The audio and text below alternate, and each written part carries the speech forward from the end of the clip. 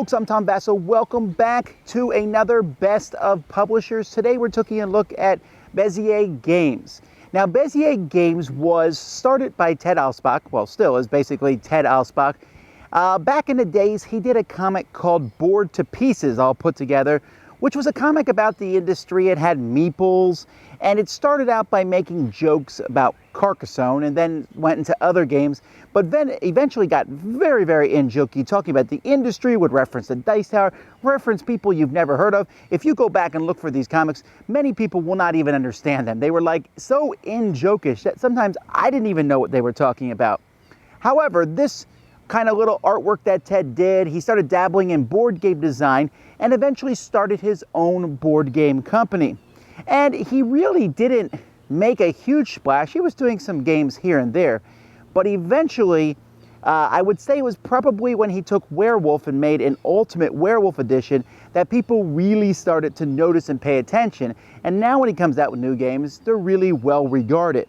So here are my 10 favorite games from Bezier Games. Number 10 is Beer and Pretzels. You never heard of this one? You thought this was a category of games? Yeah, Beer and Pretzels is a category of games that some people call filler games, right? They're light, simple, silly games. It's a game you play while you're drinking beer and pretzels. Well, this one, you actually are throwing pretzel-type cards at a beer target. It's a dexterity game, really silly, but it works for me, and that is Beer and Pretzels. Number 9 is Subdivision. Now, Subdivision was not that popular, and I think part of it is because people looked at it and thought it was an expansion for Suburbia, a much more popular game. But Subdivision is a game in which players are building and kind of zoning out a city and building different things. It's more abstracted out. It doesn't really feel like a city building game per se, but there is a lot of strategy in it. It's light, but at the same time offers a lot of good tactical choices. That's Subdivision. Number 8 for me is Mutant Meeples. Mutant Meeples is very similar to Ricochet Robots. Ricochet Robots is a very fun, thinky, logical game in which there's some robots on the board, and you have to figure out how to get these robots to different targets. They hit corners, they bounce off, and they go around, and you have to use them.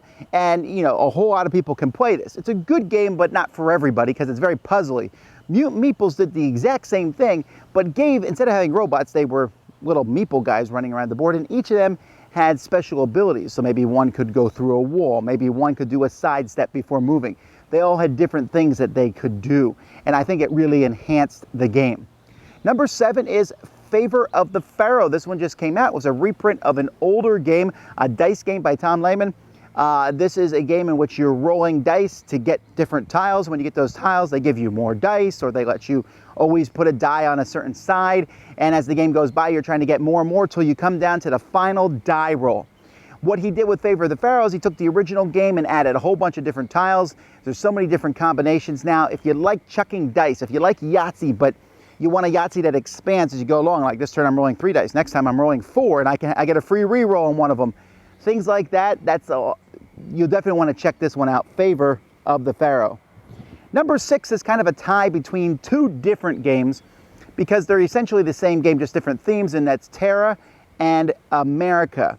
Terra was actually a sequel to another game from another company called Fauna, in which you took a look at animals all over the world, and you would try to guess basically where those animals were from, how much they weighed, how long their nose was, how tall. Terra did the same thing, but it was about different areas of the world. And then America took, Americana stuff.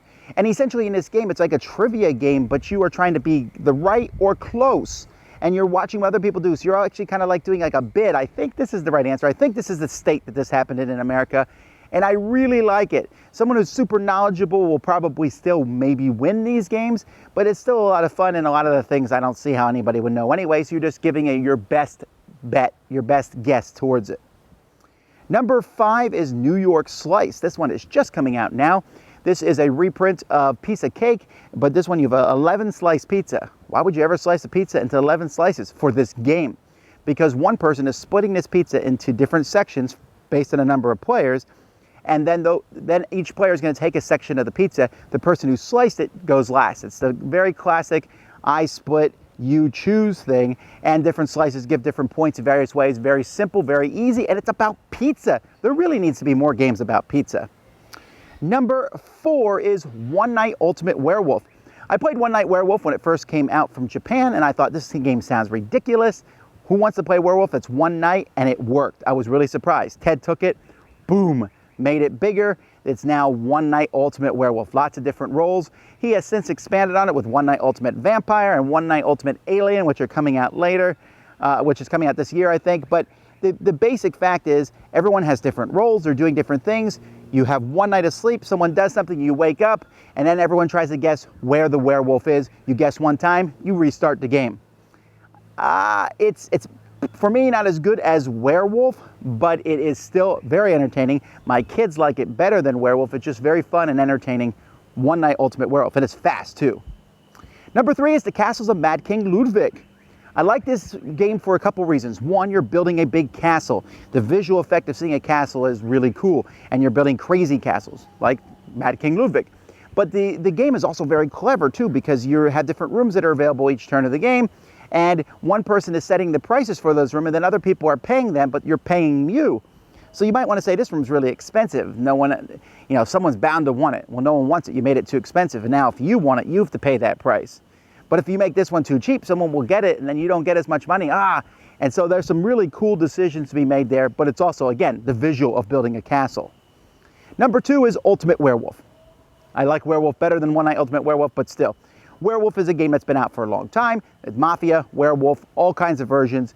Ted Alspach with Bezier Games has made a definitive version. Although they have, try having, there's the Ultimate Werewolf, and then there's the Super Ultimate Werewolf, and there's expansions for Ultimate Werewolf, and he's made many different versions. But any of the versions has at least 30 different roles, really good artwork.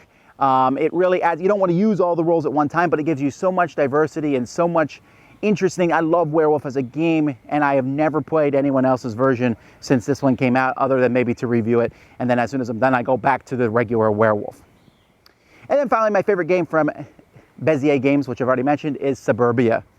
City building has always been a big thing I enjoyed ever since the computer game SimCity. I love the idea of building a city. Very few board games get it right. Suburbia did. You're building a neighborhood, but every time you put a tile in your neighborhood, it affects not only your neighborhood, but possibly other people's neighborhoods. The first expansion was really good. Second was okay, but it's really cool to watch it grow. It has some theming to it. A restaurant does this, airports do this. You're trying to increase the population and the money that comes in. Overall, the best city building game that's out there, Suburbia. So those are my 10 favorite Bezier games. I'm really excited to see what he's doing next. In fact, this week he just announced another really fun game with the werewolf theme. He really does love that theme a lot. Anyway, until next time, I'm Tom Vasel, and this has been Best of Bezier Games.